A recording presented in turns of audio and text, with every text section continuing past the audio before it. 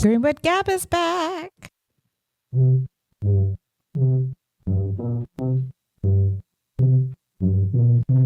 gabbing with Greenwood. Greenwood Gab. Hey, everybody. Guess who it is? We're back. It's Sarah. And Natalie. And we're Greenwood Gabbin'. Yay. So, what have you been up to in, I don't know, the year and how many ever months it's been since we've had a Greenwood Gab podcast? What is time? Taught some students, answered some research questions, read some books. Had some summer. Yeah. Like a couple of summers. Yeah, a couple summers. A couple of Brock experiences. Yeah. You got to go on one. Mm-hmm. I went to San Francisco. You went to Yellowstone and Alaska. I know, not in the same year. Yeah. 2 summers. But, time. Time is fleeting. We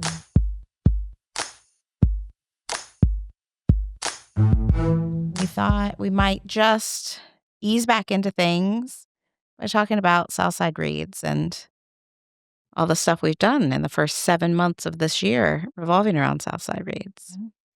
Year 5 of Southside Reads. We kicked off January with the theme green/wood cover. Bet you can't guess why.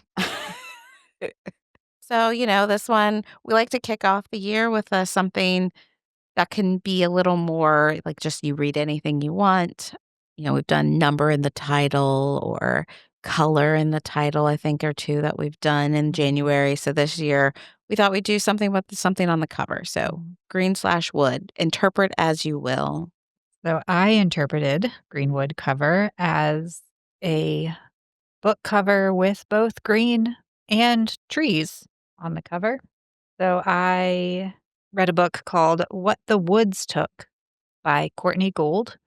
And it also has wood in the title. So I'm just hitting it on all fronts. Awesome. I did not remember all of the books that I read for this challenge, so I took notes. And in all of my notes, I gave my books kind of like keywords. I wrote a little tiny blurb, and I'm going to give you my star rating. So I don't know what you did, but that's what I did. Okay. For What the Woods Took, my keywords are wellness therapy program, LGBTQ, forced proximity romance, multiple POVs, or paranormal.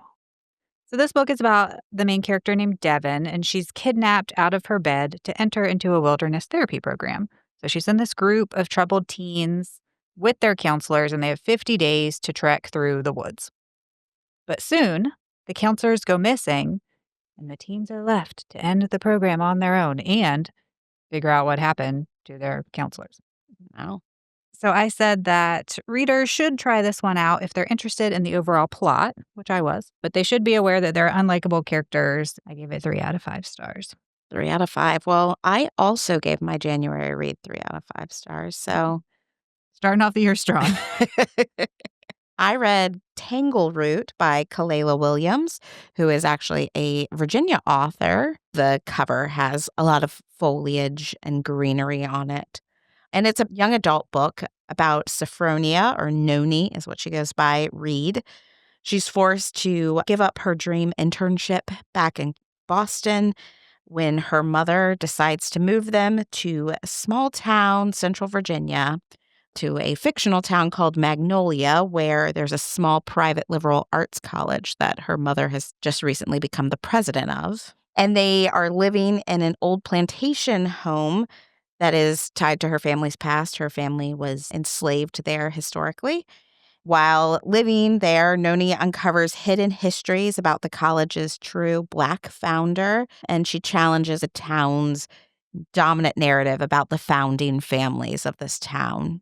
It was a thoughtful look at race and legacy and identity, but I did find that some of the character arcs were like a little too tidy. Some of the antagonists were a little too one-dimensional. I liked the idea behind the story, I think kind of like you did, but maybe the execution was not as strong as I would have liked to see. Mm-hmm. So that's why I gave it 3 out of 5 stars. So I would still recommend it. Living in Central Virginia, it's kind of interesting to think about the history of where we live. What a way to start out. So it's February. Take us back. I think it did. Did it snow in February or just January this year? No, I think it snowed quite a bit this year, right? I feel like we had some snow days in February, so Okay. Well, cold if it's February. cold, there's snow on the ground, and the Southside Reads theme is book to screen. Curl up on your couch, read a book, and then watch the television or movie adaptation. Mhm. For my book to screen pick, I read Just Mercy by Brian Stevenson. A little bit of a different vibe from January. Keywords: true story, memoir, kind of, social justice, and wrongful convictions. So, Brian Stevenson is a lawyer who founded the Equal Justice Initiative, which is a nonprofit law office in Montgomery, Alabama, dedicated to defending the poor, the incarcerated, and the wrongly condemned. So, the book is a little bit about Stevenson himself and his upbringing with like pieces of his life, but it's mostly about his clients. Mainly, it's about one of his first clients named Walter McMillan, who at the time was a young black man, at the time he was convicted, was a young man, and he was sentenced to death for the murder of a young white woman, despite the fact that there was a lot of evidence that he didn't do it. So the book kind of follows the things that Stevenson does to hopefully get Walter out of prison, off of death row. I really recommend it. I really enjoyed. I mean, is enjoy the right word? It was interesting learning about these cases that he takes on, but I gave the book 4 out of 5 stars. And again, we're on the same wavelength because I gave my book 4 out of 5 stars. Also, another same wavelength is my book also deals with wrongful convictions. I read The Nickel Boys by Colson Whitehead. You meet an idealistic teen named Elwood Curtis, and he's been wrongfully sent to the Nickel Academy, which is a brutal reform school in Florida. And Colson Whitehead actually based this academy on a real reform school that existed and the real atrocities that happened there. So Elwood endures beatings and corruption, but he forms a bond with another young man who is there, whose name is Turner. And they forge this bond. They're kind of living through these horrors, confronting impossible choices. It's gritty. It's not an easy read, but it's really powerful and very well written. And I think, it's a nuanced look at what it means to grow up. Elwood losing his innocence of believing in a world that has possibility and then living through this dark, Heavy. heavy for the winter months. But then March came, and with it, the Women's History Month. Mhm. And so our theme for March was Her Story, interpreted as you will. I decided to take her story and read a book by a woman writer about a woman writer. Mm. Death of the Author by Nnedi Okorafor. So the book is about a character, Zelu, who is a Nigerian American, and she was in an accident as a child and was paralyzed. She pens a sci-fi novel during kind of a really low point in her life that ends up blowing up and becoming this huge cultural phenomenon. It's a really interesting storytelling technique. So, talking of her story, it blends excerpts from her futuristic stories. So, it's about this world that's after humans and there's robots and AI, and that's all that's kind of left on the planet. And then, so you get snippets from the novel, you get interviews with her family and friends about the author within the story, as well as then her story of her life as she's writing this book and then living through the decisions she makes after this book kind of becomes huge. The book explores identity, creativity, what it means to be human in this tech saturated world we live in now. I gave it 4 out of 5 stars. I like your interpretation with her story, like with the focus on story. For her story, I read Mask of the Deer Woman by Lori L. Dove. This was a debut novel. I also gave 4 out of 5 stars. Moving right along, I'm interested to see when that's going to stop. Keywords: mystery thriller, missing Indigenous women, police procedural, and supernatural question mark. Question mark. So this is a story of culture, of grief, and of finding yourself. It's a novel that's a detective story set on a reservation where there's a missing girl. And there's a new marshal who doesn't quite fit in, who's basically like trying to solve the case of this missing woman. It's also a weaving of a tale about dear woman who may or may not be a curse to those who see her, which is Ooh. why question mark. Supernatural? Supernatural question mark. So the storytelling was a little bit slow at times, but it does introduce some other characters' perspectives. So the main character is the marshal, but we get a little bit from some other characters.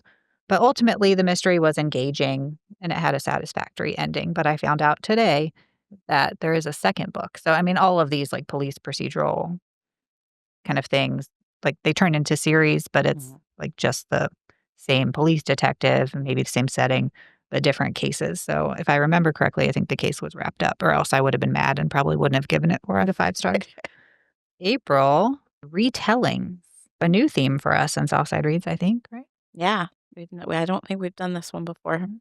I went to ancient China Mhm. to find my retelling. There is Four Beauties of Ancient China. The one that I read about is Xisha. And in this novel, A Song to Drown Rivers by Anne Liang, it's a reimagining of her life. She's recruited to serve as a spy in the rival Wu Kingdom, which is also the story from the ancient legends. She uses her charm and her conviction to woo a king. So she gets sent to, seduce the king so that they can bring down the Wu Kingdom. And in the process, it's a little more complicated. There's not good guys, bad guys. She learns as she's living in the Wu Kingdom that they have the same beliefs about her society as she has about theirs, that the other side is the monsters who are ruining their lives, right? So who is the bad guy when, there's just innocent people getting caught in the crossfire? I think it was a compelling premise. It was an interesting story, but it lacks some depth. I love a historical fiction novel that really plants you firmly in the time period and the setting, and I just wanted a little bit more of that than I got in this novel. So back down to 3 out of 5 stars. Did you know the original story it was retelling before you read this one? I looked it up on Wikipedia. Well, nothing wrong with that. You said 3 out of 5? I got real granular with mine and gave my retelling 3.25 Ooh. out of 5. So, I thought it deserved more than 3, but not by much. I went with an Alice in Wonderland retelling called A Blade So Black by L.L. McKinney, and it's part of a series, which is 3 books called A Nightmare Verse series, and I did read all 3 of them in April. So this is a young adult urban fantasy, does have supernatural elements, and then for my last keyword, I wrote Black Girl Magic literally, because Yeah. she literally is magic. Alice, in this version, is a nightmare hunter, and her mentor, Addison Hatta, who's a little crazy, get it? Hatta. Mad Hatta. And her mentor, Hatta is what she calls him by his last name, realizes that Alice can see the nightmares, which are actually the embodiment of human fear. So he trains her how to fight them. So the nightmares come from Wonderland, Mm. but they come into the real world. She lives in Atlanta. So he trains her how to fight them. She also has to go to Wonderland sometimes to fight off the nightmares before they get to the real world. And you have to read the whole series to, really enjoy this whole story. And then we are on to short stories. Mhm. May is a transitional month here Mhm. at the university as students finish up their semesters, and we may or may not be preparing to travel ourselves away. So we thought short stories. That way you can squeeze in anything this month, Mhm. right? I think it's back to you starting. Yeah, and it kind of makes sense because the author I just mentioned is an author of one of the short stories I read. So I read a compilation or an anthology called The Black Girl Survives in This One. It does feature L.L. McKinney as one of the authors and Maritza and Micah Mulit, who I have also read for Southside Reads back in 2021, I think, and 2022, because I read two of their novels for different Southside Reads themes before. My keywords are short stories. I'm a little bit repetitive. Young adult, horror, cornfields, cemeteries, ghosts, space, bayous, multi level marketing cults. So the stories range, topics, and it is a horror anthology. But for readers who might be a little scared of that, I think it's a great introduction into horror because the title of the anthology kind of gives away the ending to all of these. The Black Girl survives. She's usually, or I think always, the main character, and she lives maybe to endure more horror, but we don't know. It's a short story. But the ending of the story always has her survive the main conflict of what's actually happening at the time. Hmm. And that is all I wrote down for this one. 5 out of 5 stars. It's hard when you're reviewing short stories that are all Mhm. written by different people about different things Yeah. to give a Mhm. much detail Yeah, without. that's why I tried to do the keywords. The first story, and I believe this is the one by L.L. McKinney, was the one in the cornfield. Well, went in a different direction with my short stories in that I read a book of short stories that were all linked together, all written by the same author Mhm. about the same characters. Fiona and Jane by Jean Chen Ho, about two Taiwanese American best friends. You follow these two characters from their adolescence in Southern California into their adulthood and all the different directions that they go, including away from each other. It's a very intimate portrait told through these alternating stories. Each story alternates. One is from Fiona's perspective, the next one will be from Jane's perspective, back and forth throughout the compilation of stories. And they navigate family secrets, shifting identities, heartbreak, all of those things that come with growing up. Mm. I thought it was really honestly told. Like these felt like real young women who were finding themselves. It's about these deep and often messy bonds that you have in your friendships. I think I would have liked the book of short stories better if it had been a more cohesive novel because I really liked the characters. I liked the writing, but it felt a little disjointed the way it was told through the different kind of short stories. So for me, it was just a 3 out of 5. Now it's summer. It's June. And June was a Southside Reads favorite. Books about books. I read Yellowface by R.F. Kuang, which is a book I know you have read. Yeah. So tell me if I'm wrong about anything I say. So this is contemporary fiction. It's satire. It's writing about writing. There are unlikable characters and cultural appropriation. Yeah. 4.25 out of 5.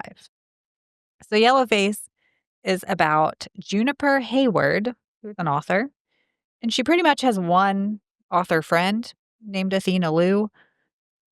She witnesses Athena's untimely death in this Mhm. like freak accident in her apartment.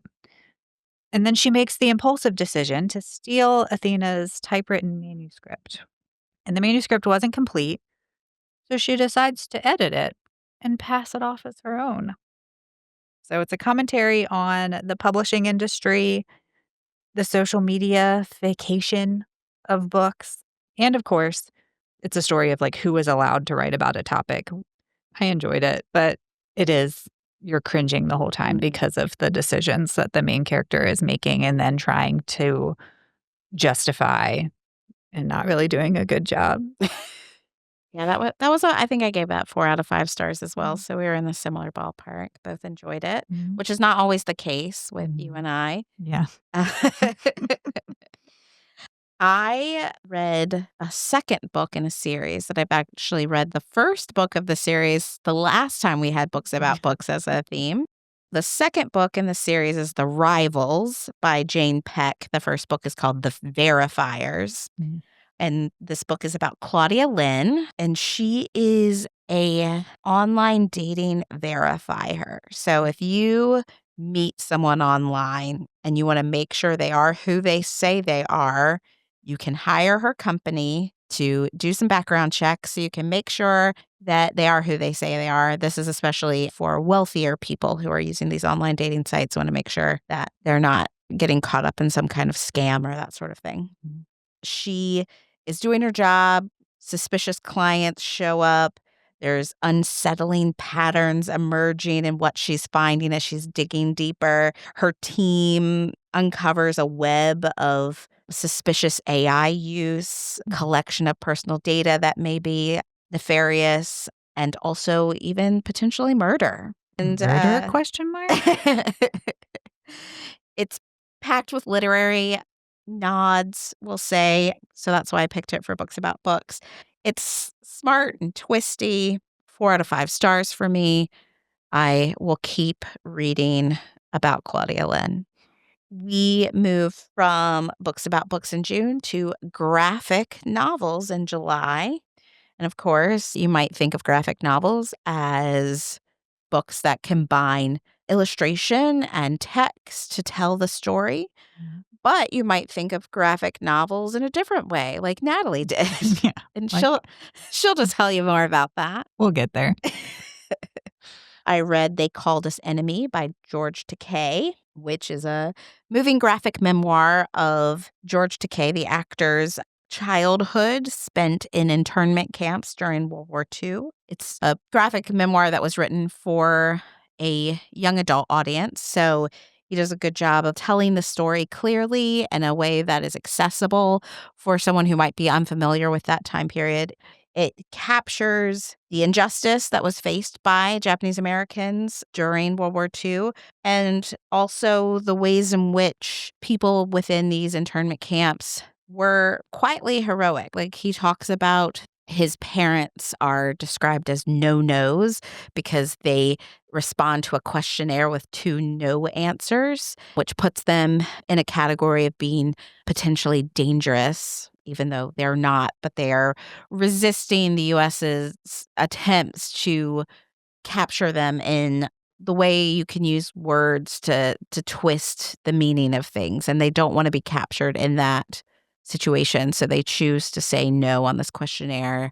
He did a good job telling the story, but also tying it to the ongoing relevance to American history and the reality we live in now.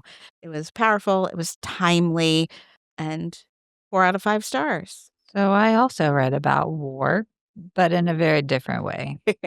When I was interpreting the theme, I was thinking more like graphic violence. And having just come off of reading Yellowface for Books About Books by R.F. Kuang, I was looking at picking up one of her other novels. And when I saw one of my friends review the book, The Poppy War, and in her review, she wrote that she needed to have a Goodreads shelf about gore. I'll read it for graphic novels. And graphic it was. So this is an epic historical military fantasy.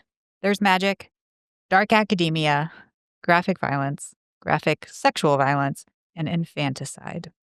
So this is about Rin, who gets accepted into a prestigious military training academy.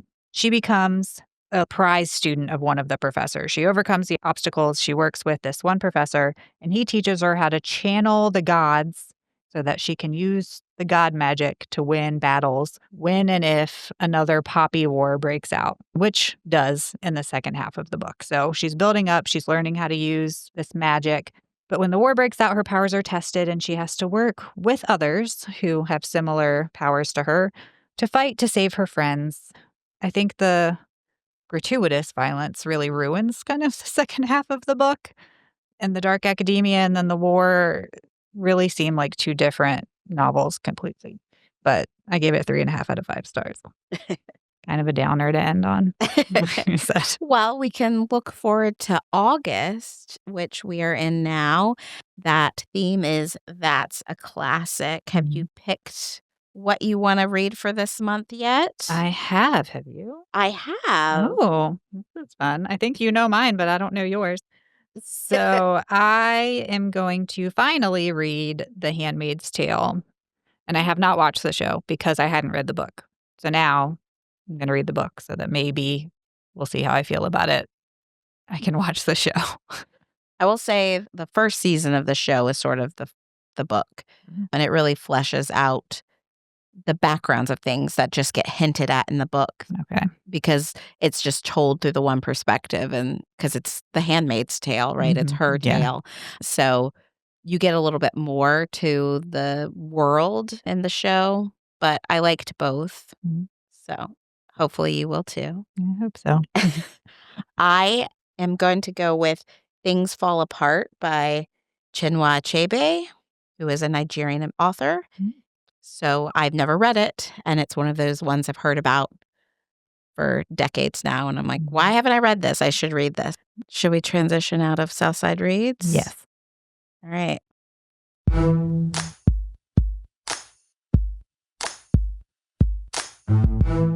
All right. So that was our first episode back. Season 3, I think. I think so. How did we do? It's been a We'll while. see after I edit it all out. We have a plan to make Greenwood Gab more consistent for the coming school year. We've got ideas of different things to cover. We'd love for you to meet our staff here at the library, learn about our resources, events, of course, more Southside Reads because we love that. Yeah.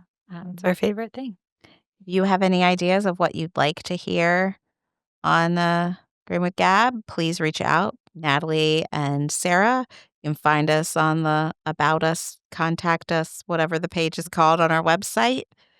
You got office phone numbers. You got email addresses. Reach out. We'd love to hear from anyone who is actually listening to this. And you can listen to it almost anywhere you get your podcast and on YouTube. And you can go back and listen to more if you liked this episode on YouTube. All of our old episodes live there. Yeah, so they only live for a very short while on our popular platforms, Apple Podcasts, Spotify, Amazon Music, places like that. But you can find all of our past episodes with some visuals, not of, a video of us because that would be awkward, but there's pictures and pictures and visual aids. There's even an episode where Sarah showed me some pictures and had me describe them. That was fun. That was a fun one. They were Victorian Christmas cards. Victorians were weird. So if you listened to the episode before the YouTube video came out, you really just would have had to listen to our descriptions, but the video does include the pictures. Yeah. Maybe you should watch it with your eyes or closed for like the first few minutes, listen to the description, and then open your eyes and look. We'll have to find some other way to bring that back. That was fun to do. It was fun. We've got plans. We'll do more. It'll be great. You'll hear from us, and it will be great, and you should have a great. Yes, have a great, whatever it is you are celebrating right now.